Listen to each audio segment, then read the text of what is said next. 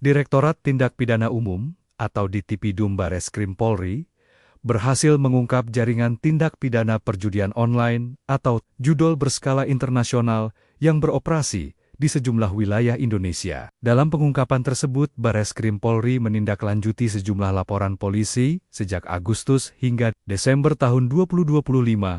Operasi penegakan hukum dilakukan secara serentak di berbagai wilayah, antara lain Kabupaten Pamekasan, Kota Tangerang, Jakarta Barat, Jakarta Selatan, Jakarta Timur, Jakarta Utara, hingga Kabupaten Cianjur. Dari hasil pengungkapan tersebut, penyidik mengamankan puluhan tersangka yang memiliki peran berbeda-beda, mulai dari pemilik dan pengelola situs judi online, admin keuangan, penyewa rekening operasional, pengelola, payment gateway, hingga pihak yang berperan dalam pencucian uang hasil perjudian online. Situs judi online yang diungkap terhubung dengan jaringan Asia, Eropa, dan Asia Tenggara. Penyidik juga menyita barang bukti dalam jumlah besar berupa komputer, laptop, handphone, buku tabungan, kartu ATM dari berbagai bank, token perbankan, dokumen perusahaan, kendaraan roda 4, hingga ratusan rekening koran. Dalam pengungkapan ini, penyidik telah memblokir sedikitnya lebih dari 100 rekening bank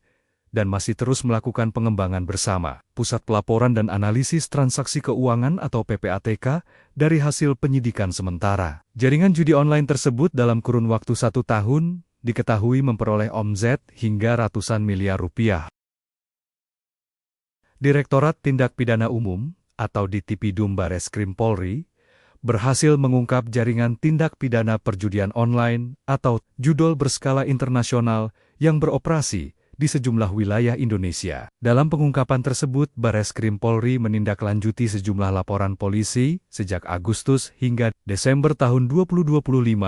Operasi penegakan hukum dilakukan secara serentak di berbagai wilayah, antara lain Kabupaten Pamekasan, Kota Tangerang, Jakarta Barat, Jakarta Selatan, Jakarta Timur, Jakarta Utara, hingga Kabupaten Cianjur. Dari hasil pengungkapan tersebut, penyidik mengamankan puluhan tersangka yang memiliki peran berbeda-beda, mulai dari pemilik dan pengelola situs judi online, admin keuangan, penyewa rekening operasional, pengelola, payment gateway, hingga pihak yang berperan dalam pencucian uang hasil perjudian online. Situs judi online yang diungkap terhubung dengan jaringan Asia, Eropa, dan Asia Tenggara.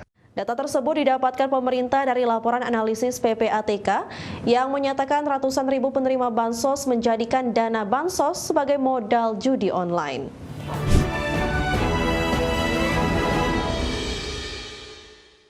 Masih bersama kami, pemirsa Pusat Pelaporan dan Analisis Transaksi Keuangan (PPATK) berhasil menekan perputaran uang judi online hingga mencapai 155 triliun rupiah pada Oktober 2025. Selain nilai transaksi, PPATK juga berhasil menekan nilai deposit yang disetorkan para pemain judi online.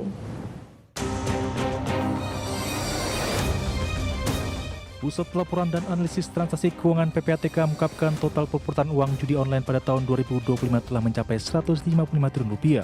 Meski terbilang tinggi, namun perputaran uang judi online tersebut lebih kecil dibandingkan tahun 2024 yang mencapai 359 triliun rupiah.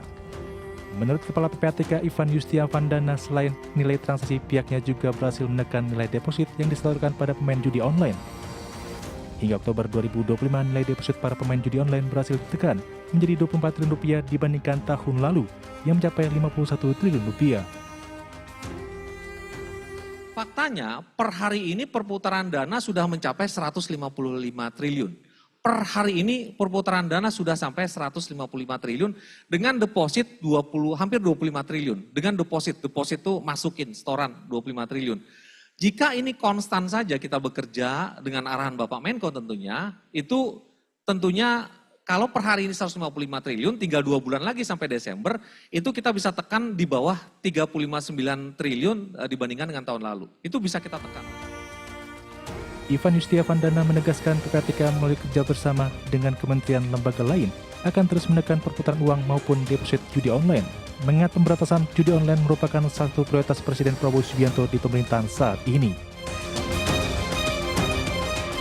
Dari Jakarta, Tim Liputan IDXNO. Menteri Koordinator Bidang Hukum, Hak Asasi Manusia, Imigrasi, dan Pemasyarakatan yang juga Ketua Komite Koordinasi Nasional Pencegahan Tindak Pidana Pencucian Uang atau TPPU, Yusril Ihza Mahendra, mengungkapkan lebih dari 600.000 penerima bantuan sosial menggunakan dana bansos untuk bermain judi online.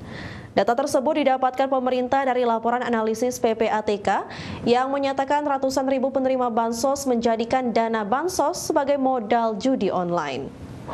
Menurut Yusril, untuk memberantas judi online, pemerintah akan menerapkan pendekatan tindak pidana pencucian uang. Dengan pendekatan tersebut, aparat penegak hukum dapat menggabungkan penyelidikan dan juga penyidikan perkara judi online dengan TPPU. Yusril menilai selama ini penindakan terhadap judi online sering terhambat karena hanya berfokus pada pelaku dan platform. Padahal jaringan keuangan di belakangnya belum disentuh. Yusril juga ingin memperkuat kerjasama antar negara untuk mencegah dan memberantas judi online. Pasalnya upaya pencegahan dan pemberantasan judi online di Indonesia selama ini belum maksimal. Pada hemat saya, pasal-pasal dalam KUHP ini, lama ini, tidak akan efektif memberantas perjudian jika tidak dikaitkan dengan TPPU berdasarkan Undang-Undang Nomor 8 Tahun 2010 tentang Pemberantasan Tindak Pidana Pencucian Uang.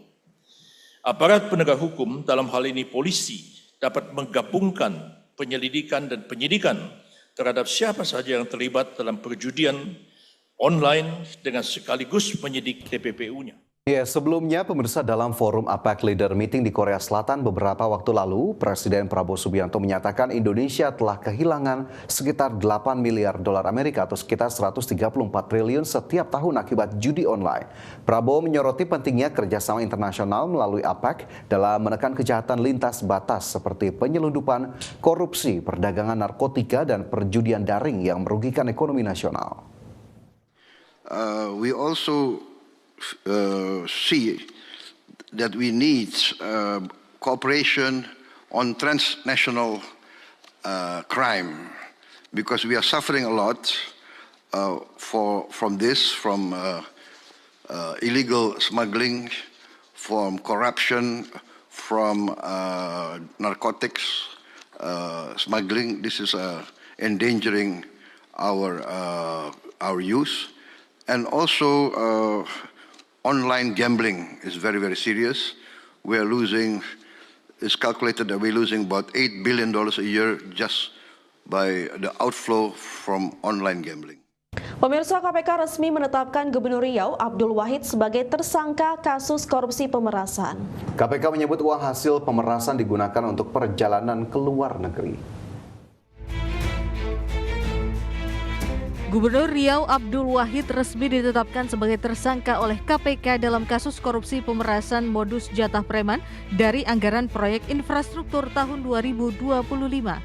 Modus jatah preman ini diberikan terhadap para bawahannya dengan setoran sebesar 7 miliar rupiah per wilayah. Jika tidak memberi setoran, Abdul Wahid mengancam bawahannya dipecat.